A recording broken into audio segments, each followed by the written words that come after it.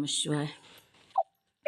ओम गजाननं भूतगणादिसेवितं कपितजम्बो फलचारुभक्षणं उमासुतं शोकविनाशकारणं नमामि विघ्नेश्वरपादपङ्कजं शिवानन्दं शिवरूपं गुरु साक्षात् शिव स्वयं संसारशोकहर्ति ध्याता शिवानन्दरूपं ब्रह्मविद्याप्रदायकं साकरे वंशप्रवर्तितं जीवशिवाय भवति ज्ञानेन तत्पदं बोधितं. जय मंगलम जय नमः पार्वतीपते शिव हर हर महादेव. वंदे श्रीमद्राम सद्गुरु वंदे श्रीमद्राम सद्गुरु मती शांती शीतया श्रेष्ठं कामादि राक्षसारी भवजलधो तत्वबोध सेतुकरम्. ओम तत्सत् प्रब्रह्मणे नमः. जगद्गुरु सिद्धारूढ स्वामींच्या चरणी वंदन करून भ्रमनिष्ठ सद्गुरु शिवानंद स्वामी परभणीकर माझ्या हृदयामध्ये स्थापित करून सद्गुरु पितांबरजींना वंदन करून जगद्गुरु शंकराचार्यांना वंदन करून जगद्गुरु पंचाचार्यांना वंदन करून त्रिकाल वंदनीय गुरुमाऊली गुरु महालिंगेश्वर शिवाचार्य महाराज यांच्याही चरणी अनंत कोटी प्रणिपात करून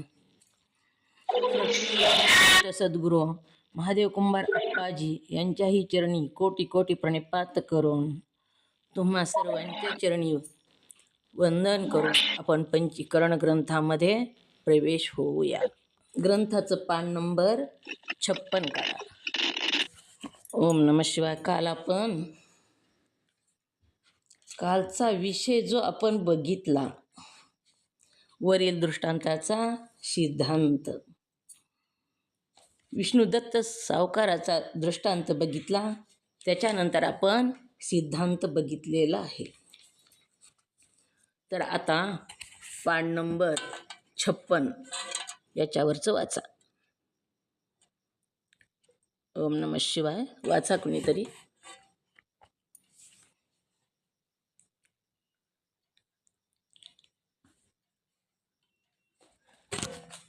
अलकाताई वाचा. ओम नमः शिवाय. पान नंबर 56.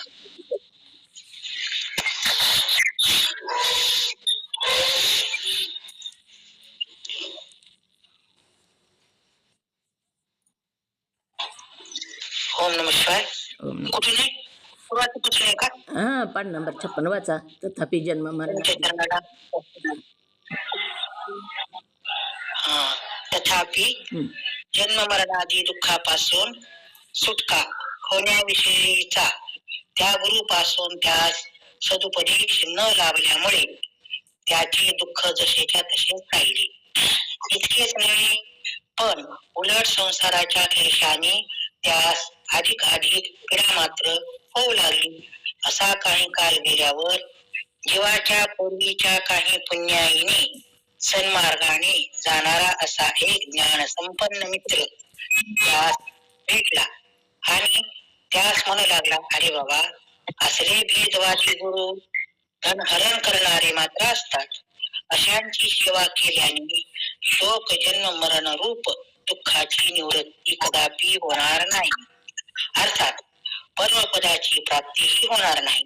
यासाठी अशा गुरुचा त्याग करून एखाद्या श्रोत्रिय ब्रह्मनिष्ठ वैराग्य संपन्न आणि दयाळू अशा सद्गुरूला शरण जाऊन निष्कपटाने निष्काम बुद्धीने कायेने वाचेने आणि शुद्ध अंतःकरणाने त्याची सेवा कर. आणि ती केलीस म्हणजे तो तुझ्यावर प्रसन्न होऊन तुझी जन्म मरण रूप ललाट पत्रिका जी यमराजाच्या दरबारात लिहिली गेली आहे ती फाडून टाकण्याचा उपाय तुला सांगेल. असे त्या मित्राचे बोलणे ऐकून एका ब्रह्मविद्या सद्गुरु शरण जाऊन त्याचे आराधन करून त्यास त्याने प्रसन्न करून घेतले. तेव्हा त्याच्यावर कृपा करून तुझी काय इच्छा आहे म्हणून त्यास त्या सद्गुरूंनी विचारले व तुला काय दुःख आहे ते सांग, म्हणजे ते घालविण्याचा उपाय मी तुला सांगेन असेही सांगितले. तेव्हा शिष्य म्हणाला, महाराज, अध्यात्म, अधिभूत आणि अधिदैव या तापत्रयाने मध्यानाच्या सूर्याच्या तापाने जसा प्राण्याला ताप होतो तसा मला होत आहे. मी जी पापपुण्याची कर्मे केली आहेत त्याची नोंद यमराजाकडे आहे, तरी ती नोंद ज्यात आहे त्या कागदाच्या फाटून अगदी चिंध्या होतील असा काहीतरी उपाय मला ओम सांगावा नमः शिवाय. की ओम नमः जो शिवाय. केला असता तो होईल. ओम नमः शिवाय. ओम नमः शिवाय. तथापि जन्म मरणादी दुःखापासून सुटका होण्याविषयीच्या या गुरुपासून त्या सदुपदेश न लाभल्यामुळे जन्म मरणापासून मुक्त होण्याचा सदुपदेश लाभलेला नाही. त्याने गुरुची सेवा केलेली आहे आणि सेवा केली, सद्गुरूंनीही त्याला सांगितलेलं आहे, परंतु त्याने भौतिक प्रपंचाचं ज्ञान सांगितलं. देव वेगळा आणि तू वेगळा असं सांगून साधना करायची सांगितली आणि त्याच्यामुळं त्याला उपदेश लाभला, पण सदुपदेश लाभलेला नाही. तर सदुपदेश म्हणजे सत्य वस्तूचं ज्ञान करून देणारा उपदेश. सत्य वस्तू काय ह्याची जाणीव करून देणारा जो ज्ञान सांगतो, सदुपदेश करतो, त्याला सदुपदेश असं म्हणतात. सत्य वस्तू कशी आहे, ती कुठं आहे आणि ती कशी प्राप्त करून घ्यायची, ह्या उपदेशाला सदुपदेश असं म्हटलेलं आहे. आणि हा सदुपदेश न लाभल्यामुळे त्याचे दुःख जसेच्या तसेच राहिले. दुःखाच्यापासून निवृत्ती होण्यासाठी, दुःख सगळं नाहीसं होण्यासाठी त्यानं सद्गुरूची सेवा केली, परंतु देव वेगळा आणि तू वेगळा अशा द्वैत भावानं सद्गुरूनं सेवा करायची सांगितली. म्हणजे जिथं द्वैत भाव आहे तिथं सुख नाही आणि त्यामुळे त्याला सुख मिळालेलं नाही, सदुपदेश त्याला मिळाला नाही आणि त्यामुळे त्याचं दुःख जास्तीच त्याला दुःख होऊ लागलं. दुःख जसं होतं तसंच राहिलं. आणि इतकंच नाही तर संसारातल्या क्लेशाने त्यास अधिकाधिक पीडा मात्र होऊ लागल्या. द्वैत सांगितलं तर देव वेगळा आणि देवाची तू पूजा कर आणि देवाकडून तू काहीतरी मागून घे, अशा प्रकारचं द्वैत जेव्हा असतं तेव्हा तिथं सुख नसतं, तिथं अपेक्षा वाढतात आणि त्या अपेक्षेची सगळ्या पूर्ती होत नाही. आपल्याला आपल्या जीवनामध्ये जे सुखदुःख प्राप्त होतात ते आपल्या पूर्वीच्या कर्मामुळं प्राप्त होतात आणि जे कर्म सत्कर्म आपल्याकडं नाही आणि आपण सुखाची मागणी करतो. जसं आपण आंबा लावला बघा आणि चिकू यावं वाटायला तर येतच नाही, किंवा लिंबाचं झाड लावलं आपण आणि त्याला लिंबच येतात. तुम्ही कितीही साधना करा, कितीही तपश्चर्या करा, माझ्या ह्या लिंबुनीला आंबे येऊ दे म्हणून, तर येत नाहीत, कारण बीज तिथं त्याचं पेरलेलं आहे. आणि तसंच असतं, द्वैतवादी गुरु आपल्याला देव वेगळा आणि तू वेगळा म्हणून सांगतात आणि आपल्याला जास्तच दुःख होतं, कारण आपल्या अपेक्षा पूर्ण होत नाहीत आणि आपण जास्त दुःखी होतो. आपली पीडा मात्र नाहीशी होत नाही आणि जास्तच संसारातल्या क्लेशानं अधिकाधिकच पीडा मात्र होऊ लागली. असा काही काळ गेल्यावर जीवाच्या पूर्वीच्या काही पुण्याईने, जीवाच्या पूर्वीच्या म्हणजे पूर्वजन्मातल्या, जेव्हा जेव्हा आपण मनुष्य जन्म प्राप्त झाला होता आपल्याला, तेव्हा आपण जे सत्कर्म केलं तीच पूर्वीची पुण्याई. ओम नमः शिवाय. जीव कशाला म्हणावं?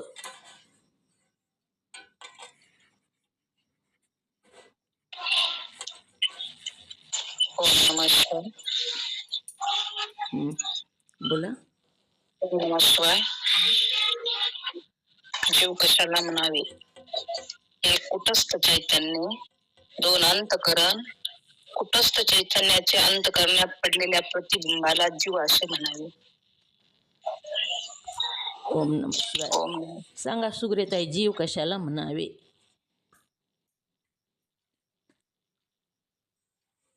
बोला, जेवढं येईल तेवढं बोला.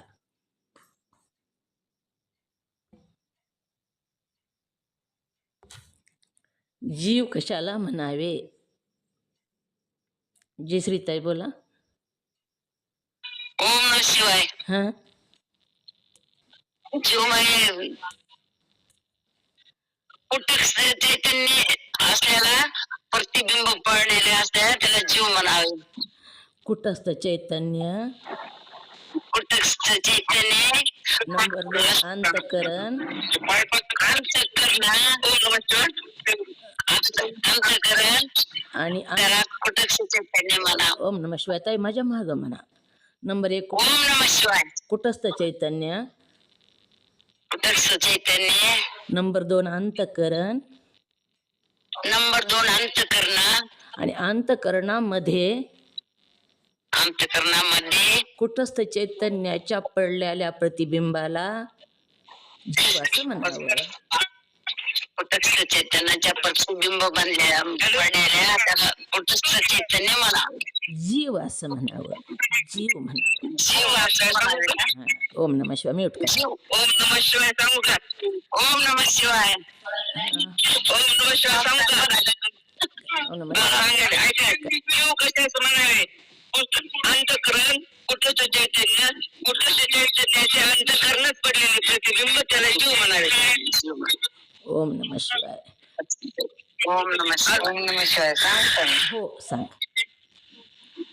जीव कशाला म्हणावे? कुटस्थ चैतन्य, 2 अंतकरण, 3 कुटस्थ चैतन्य.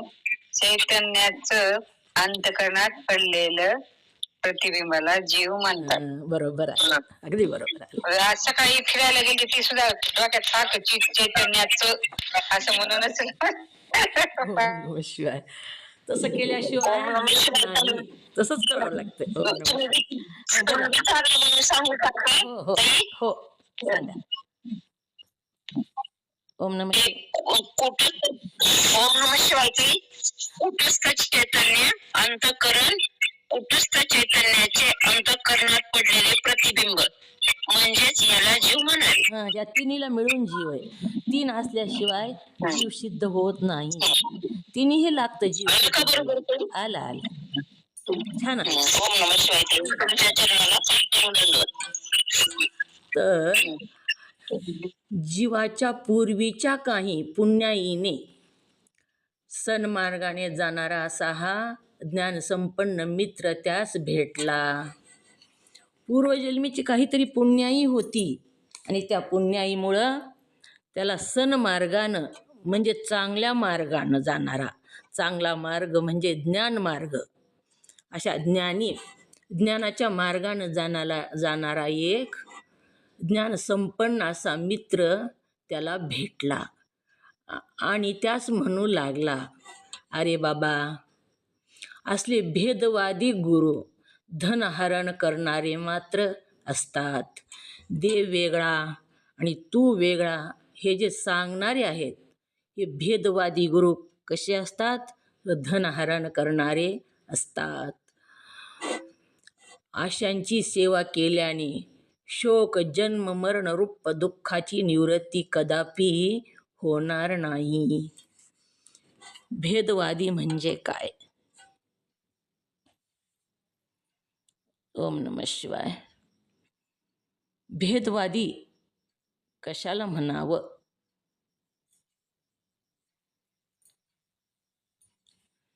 नाही का माहीत कुणालाच? ओम नमः शिवाय सांगू का? पटपट सांगायचं हो, इतके वेळ गप कशाला बसायचं येत असल्यावर. हां सांगा. देह वेगळा आणि आत्मा वेगळा असं सांगणारे भेदवादी गुरु. ओम नमः शिवाय. ओम नमः शिवाय.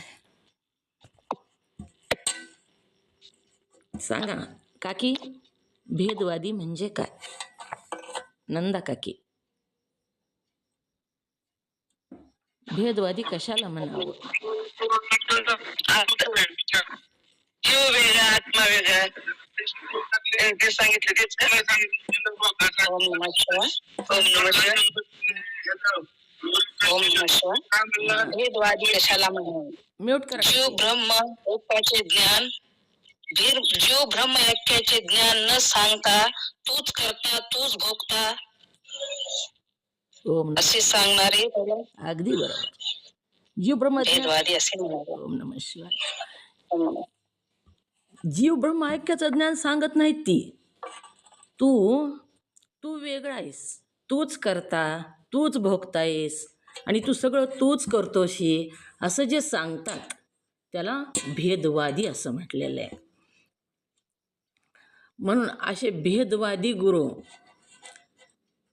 धनहरण मात्र करणारे असतात. असे गुरु पैशाचे अपेक्षा करतात, त्यांना ते सांगण्यासाठी पैसे द्यावे लागतात. असे गुरु धनहरण करणारे असतात. ते आपल्याला उपाय सांगतात बघा. नाही, ग्रंथातच आहे, ग्रंथामध्येच आहे. धनहरण करणारे असतात मात्र असतात. अशाची सेवा केल्याने शोक जन्म मरण रूप दुःखाची निवृत्ती कदापि होणार नाही. आता शोक कशाला म्हणावं? शोक म्हणजे दुःखच. शोक म्हणजे अंतकरणातली एक वृत्ती ही आपल्याला ही पुढे येणार आहे. शोक म्हणजे काय? शोक म्हणजे आता इथं दुःखच तेवढंच घ्यायचं आहे. जन्म मरण, जन्म कशाला म्हणावं?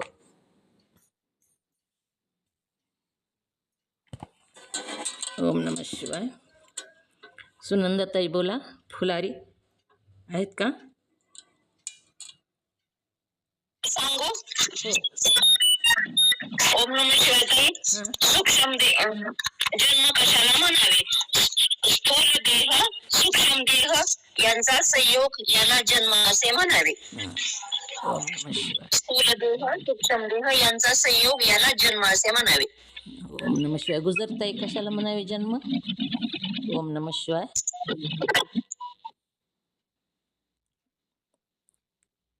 बोला. ओम नमः शिवाय. हां, स्थूल देह सूक्ष्म देह यांचा संयोग याला जीव असे म्हणावे. जन्म म्हणावं. जन्म. जन्म म्हणावे. अगदी सुंदर. काही येत नाही बरं का ह्यांना, लिहिता वाचता येत नाही.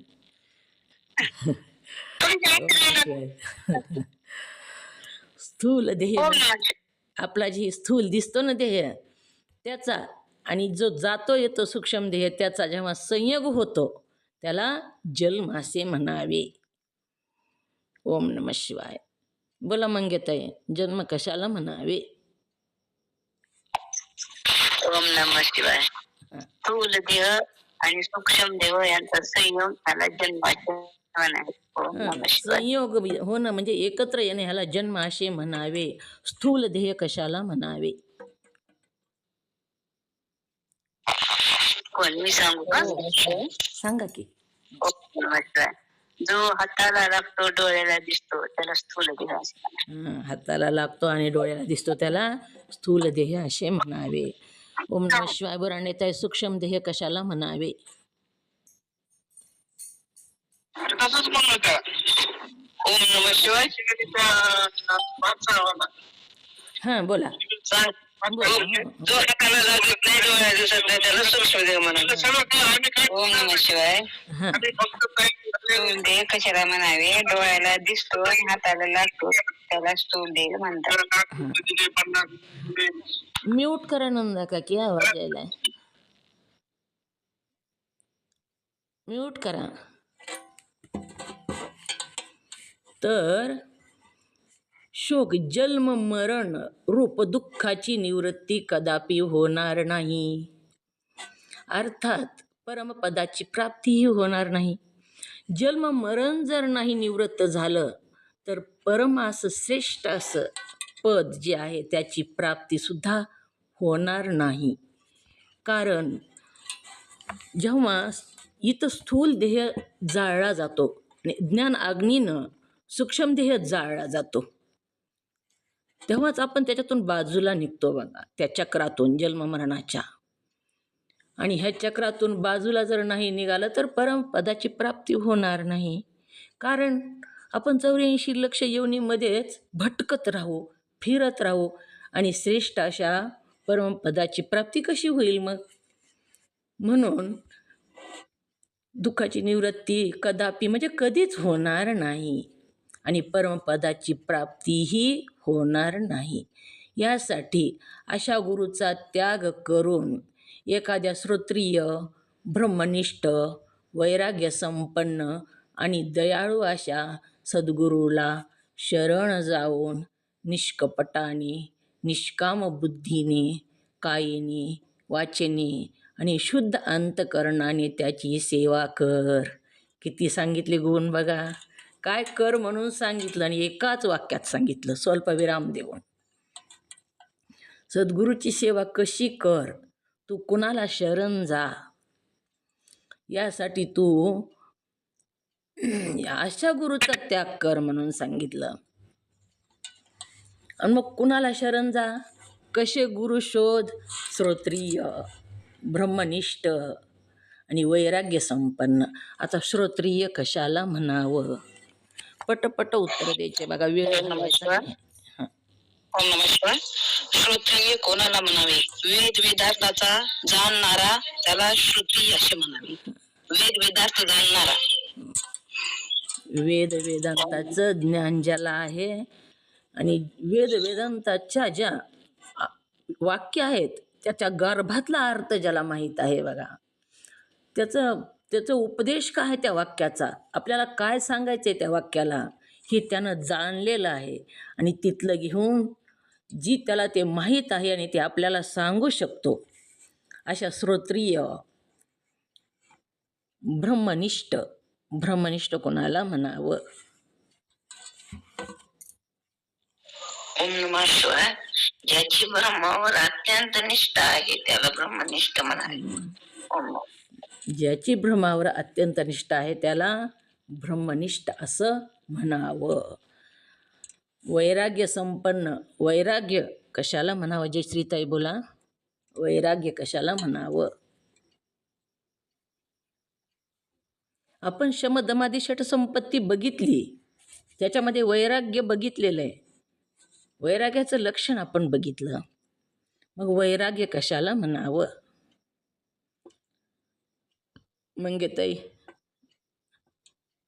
सांगा जरा. ओम नमः शिवाय. या लोकातील त्याचप्रमाणे परलोकातले भोग भोगण्याच्या संबंधाने इच्छेचा अभाव असतो त्याला वैराग्य असं म्हणाले. अभाव म्हणजे काय? अभाव शब्दाचा अर्थ काय? इच्छा नसणे. इच्छा नसणे. हे लोकातले सुख नको आणि परलोकातले सुद्धा सुख नको. मग काय पाहिजे? तर माझ्या स्वरूपाचं ज्ञान मला पाहिजे. जेव्हा आपल्या स्वरूपाच्या ज्ञानासाठी तडफडतो, किती तडफडतो आपण बघितलं, त्याची किती तीव्र इच्छा असायला पाहिजे. काहीच मला नको आहे दुसरं, फक्त मला माझ्या स्वरूपाचे जाणीव पाहिजे. मी कोण आहे ह्याचा शोध घेण्यासाठी जो भटकतो, त्याच्या शोधात असतो आणि त्याच कारणासाठी त्याला कोणतंच सुख नको आहे. ह्याला वैराग्य संपन्न असं म्हणतात.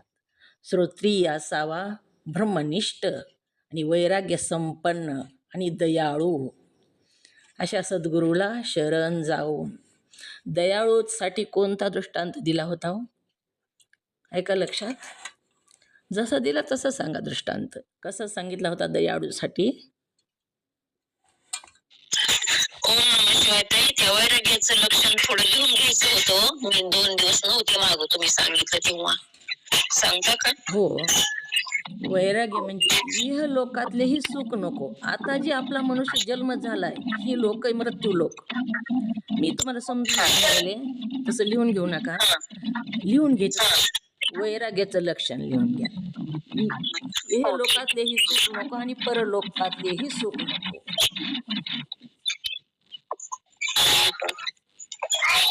लोकातले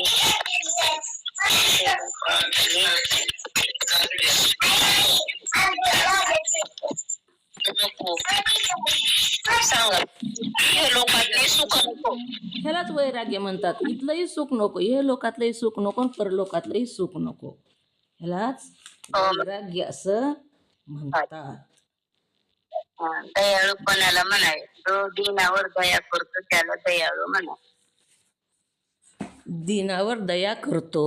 त्याच्यासाठी दृष्टांत कोणता सांगितला होता, आहे का कुणाच्या लक्षात? सांगितलेला आहे बघा दृष्टांत. ओम नमः शिवाय. एक विंचू वाहून जाऊ लागलेला होता. तिथं संत आंघोळीला गेले त्या नदीमध्ये आणि ती विंचू वाहून जाऊ लागलेला आहे म्हणून त्याने काय केलं, आठवला. एक झाडाचं पान घेतलं आणि त्या झाडाच्या पानावर घेऊन त्याला बाहेर काढू लागले. तेव्हा तो विंचू डंक मारू लागला त्यांच्या हाताला. डंक मारला की हात हलला, पुन्हा विंचू मधी पडला. पुन्हा त्यांनी त्या विंचवाला पान घेऊन बाहेर काढण्याचा प्रयत्न केला. पुन्हा त्यानं डंक मारला, पुन्हा मधी पडला. असं बऱ्याचदा झालं तरीसुद्धा त्याने त्याला वाहून जाऊ दिलं नाही. तिथंच एक दुसरा व्यक्ती होता. तो म्हणू लागला, अहो वेळेत का तुम्ही? तो विंचू तुम्हाला चावतो आणि तुम्ही त्याला त्या प्रवाहाच्या बाहेर काढण्याचा प्रयत्न करता. जाऊ द्या की त्याला वाहत. परंतु ते संत काय म्हणतात, दयाळू असतात ते. त्यांना बघवत नाही हे जगाचे हाल असे होईलेले, वाहून चाललेले. म्हणून ते म्हणतात त्याचा धर्मच आहे डंक मारणं, पण माझा धर्म आहे त्याला या प्रवाहाच्या बाजूला काढणं. असे जे असतात लोक, दुष्ट असतात, त्यांना सुद्धा ते तारूनच नेतात. सर्वावर सारखा वर्षाव करतात बघा ज्ञानाचा. ते सूर्याचे किरण जसे सगळीकडं सारखे पडतात, तसे हे सद्गुरू जे असतात ते सगळ्याला सारखं ज्ञान सांगतात. पण किती घ्यायचं आणि किती नाही घ्यायचं हे घेणारावर असतं. पाऊस जसा स्वाती नक्षत्रातला पाऊस पडतो, तो पाऊस सगळीकडं पडतो, पण खडकावर पडला तर त्याची वाफ होऊन जाते. जर ती शिंपल्यावर पडला तर त्याच्या मोती होतात. सागरात पडला तर सागरात विलीन होतो, गंगेत पडला तर गंगेत विलीन होतो. जिथं पडल तिथं, सापाच्या जर मुखात हा पाऊस स्वाती नक्षत्राचा पडला तर तिथं विष होतं.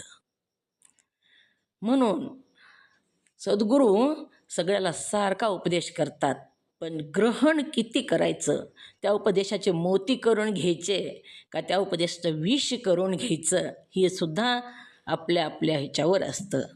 म्हणून अशा सद्गुरूला शरण जाऊन दयाळू, दिनावर दया करतात.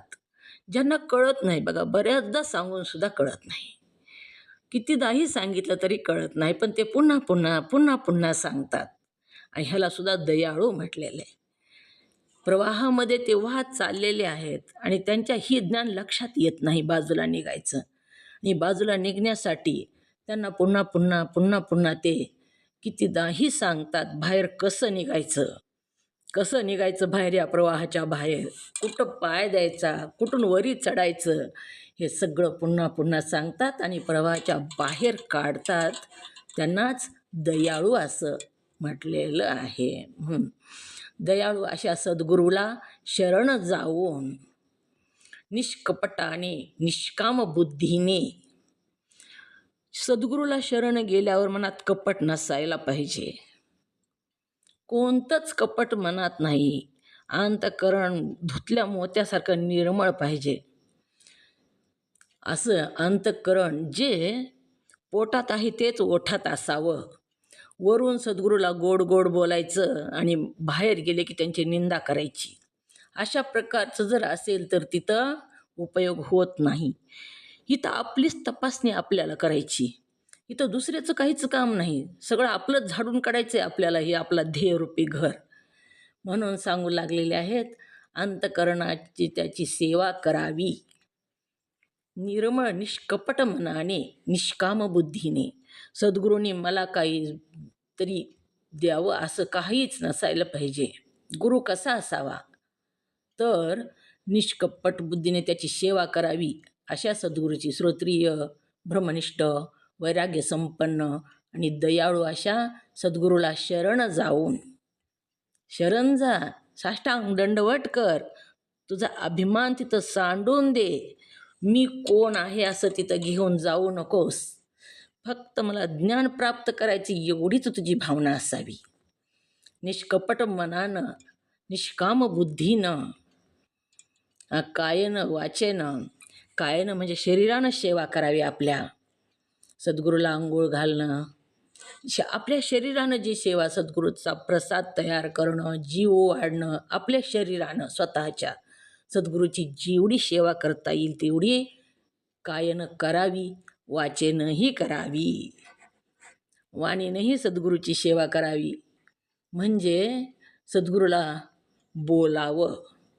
सद्गुरूने सांगितलेलं वचन, जे मंत्र आहेत सद्गुरूनं सांगितलेले, ती वाणीनं पुन्हा पुन्हा म्हणावे. वाणीनं सद्गुरूची सेवा करावी, स्तुती करावी. सद्गुरूची स्तुती जर केली ना तर सद्गुरूचं पुण्य आपल्याकडे येतं बघा. आणि सद्गुरूची जर आपण निंदा केली तर सद्गुरूचं पाप आपल्याकडे येतं. सद्गुरूकडं काहीच राहत नसतं. पाप पुण्यापेक्षा ते वेगळे असतात. मग त्यांच्या हातून सुद्धा आपल्यासारखं ते जीवन जगत असताना जाणतेपणानं, अंजानपणानं थोडंफार घडत असतं पाप. पुण्यवंत ते असतातच, पण पापसुद्धा घडतं. आंघोळीला जाऊ लागले, कशावर तरी पाय पडला तर तिथं ते पाप घडलं. मग अशा प्रकारचं जे अंजानपणानं त्यांच्याकडून पाप घडतं तर त्यांच्या अंगाला ते लागतच नाही. मग ते कुणाकडं जातं? तर जी सद्गुरूची निंदा करतात त्यांच्याकडं ते सद्गुरूंनी केलेलं पाप जातं. जी सद्गुरूची स्तुती करतात त्यांनी केलेलं पुण्य जातं. आणि या सद्गुरूकडं पाप आणि पुण्य कोणतंच काहीच नसतं. ह्याच्यापेक्षा ते बाजूला निघालेले असतात. म्हणून कायेने, वाचेने आणि शुद्ध अंतःकरणाने, पोटात आहे तेच ओठात असावं, यांची सेवा कर. आणि ती केलीस म्हणजे तो तुझ्यावर प्रसन्न होऊन तुझी जन्ममरणरूपी ललाट पत्रिका जी यमराजाच्या दरबारात लिहिली गेली आहे ती फाडून टाकण्याचा उपाय तुला सांगतील. तुझी जी ललाट पत्रिका आहे यमराजानं लिहिलेली, चित्रगुप्त जो कारभारी आहे यमराजाचा, त्याने डाव्या आणि उजव्या खांद्यावर, चित्र उजव्या खांद्यावर, गुप्त डाव्या खांद्यावर बसलेला आहे. आणि आपलं पाप किती प्रकारचं सांगितलं हो पाप काल. ओम नमः शिवाय. किती प्रकारचं पाप आपण करतो, आपल्याकडून होतं.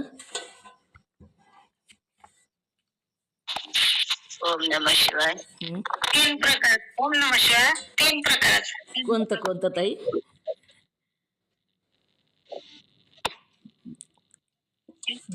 हाय का लक्षात? कायिक, संपादक, काय म्हणजे शरीरानं, कायिक, वाचिक, कायिक, हं वाचिक, हं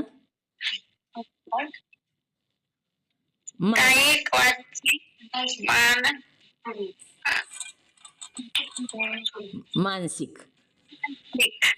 बरोबर सांगितलं. कायिक, वाचिक आणि मानसिक 3 प्रकारचं पाप होतं आपल्याकडून. किती प्रकारचं होतं पाप? 3. कायिक, वाचिक, मानसिक. ओम नमः शिवाय. सुनंदाताई सांगा, कायिक व पाप म्हणजे काय? कोणता दोषाला कायिक पाप म्हणतात?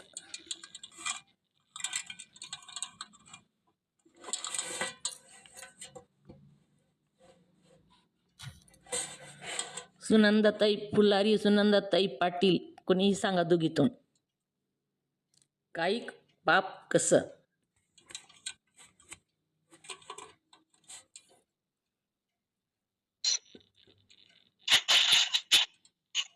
काही पाप म्हणजे शरीराकडून जे पाप होते त्याला काही पाप म्हणावे.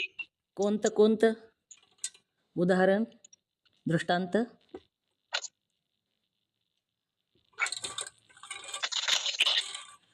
कशा प्रकारचं पाप होतं? शरीर ते सांगता येत नाही. ओम नमः शिवाय. सांगा सुनंदाताई. आपण जर चालते वेळेस आपल्या पाया वगैरे वगैरे गेलं तर ते पाप होऊ शकतं ना. हो हो. ओम नमः शिवाय. बोला. अलका कायिक, वाचिक आणि मानसिक. अलकाताई सांगा, कायिक पाप कसं? कोणत्या प्रकारचं असतं कायिक पाप? म्यूट करा ताई, सुनंदाताई. कायिक पाप म्हणजे शरीराने शरीराने होते. कशी खून करणे म्हणा, कोणाला लाथाबुक्क्याने मारणे, कोणाला त्रास देणे, अशा प्रकारच्या ह्याला शारीरिक पापाला शारीरिक पाप असे म्हणतात. शरीरानं होणाऱ्या पापाला. ह्याला काही काया म्हणजे शरीर, आणि या कायानं होणाऱ्या पापाला कायिक पाप असं म्हणतात. ओम नमः शिवाय. वाचिक पाप कशाला म्हणावं?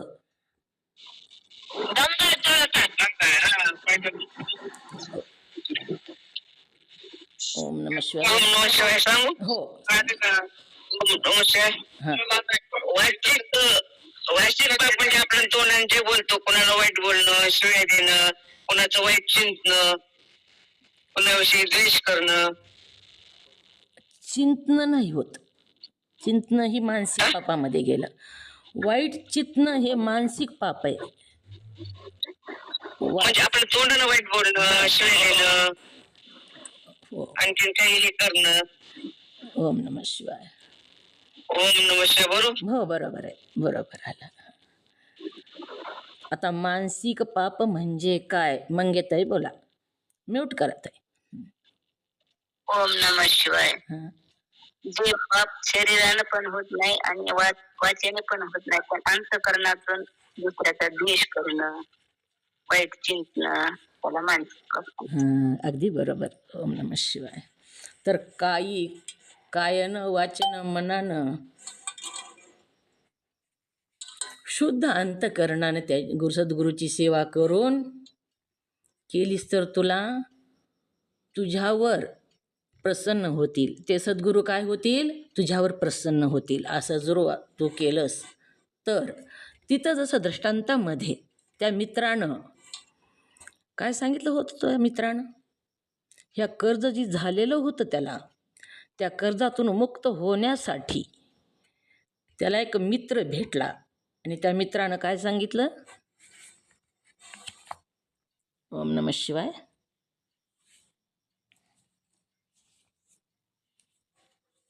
जयश्रीताई, काय सांगितलं होतं त्या मित्रानं?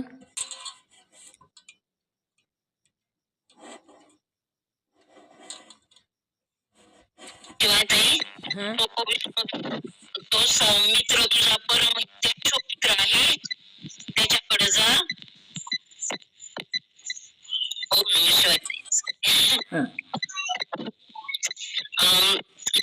मित्र दयाळू असा मित्र होता. तो त्या बाबा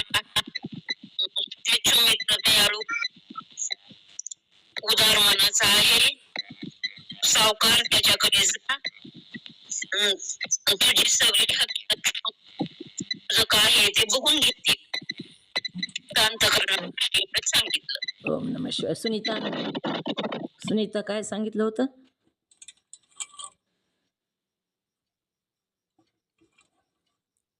ओम नमः शिवाय. त्या सावकाराकडं जा आणि निष्काम मनानं कोणतीही अपेक्षा न करता तू तिथं त्याचं काम कर, आणि काम करत असताना काय कर? स्वतःचंच काम आहे अशा निष्ठेनं तू काम कर. असं तिथं सांगितलं होतं. आणि इथंही तसंच निष्काम बुद्धीनं सद्गुरूची सेवा कर असं इथं सांगितलेलं आहे. तेव्हाच त्यांचा तुझ्यावर सद्गुरू प्रसन्न होतील. तिथं काय सांगितलं होतं दृष्टांतामध्ये, तू जर असं केलंस तर तो सावकार तुझ्यावर प्रसन्न होईल आणि तुझी त्या कर्जातून मुक्तता करील. आणि इथंही काय सांगितलं, ही जर तू वैराग्य संपन्न, दयाळू, कृपाळू, श्रोत्रिय अशा सद्गुरूला निष्कपटाने, निष्काम बुद्धीने, कायेने, वाचेने सेवा जर करशील तर ते सद्गुरू तुला प्रसन्न होतील आणि तुला जन्म मरण रूप ललाट पत्रिका ही यमराजाच्या दरबारात लिहिली गेली आहे, ती फाडून टाकण्याचा उपाय तुला सांगतील. तिथं त्याचे दस्तगत सगळे फाडून टाकलेले होते. तसंच इथं सुद्धा आपलं जी पाप पुण्य आपण केलेलं आहे, आपली जी ललाट पत्रिका तयार झालेली, ती असे सद्गुरू त्या फाडून टाकण्याचा उपाय तुला सांगतील. तिथं दुर्जनाच्या संगतीत राहून त्याला कर्ज झालेलं होतं. तर इथं कुणाच्या संगतीत राहून ही कर्ज झालेलं आहे हो? इथं 6 कोण आहेत ती संगती त्यांच्या आपण राहिलो आहे. ओम नमः शिवाय. इथे दुर्जन काम, क्रोध, मद, मोह, मत्सर हे दुर्जन आहे. किती झाले मोजून सांग. ओम नमः शिवाय. 1 काम, 2 क्रोध, 3 मद, 4 मत्सर, 5 लोभ, 6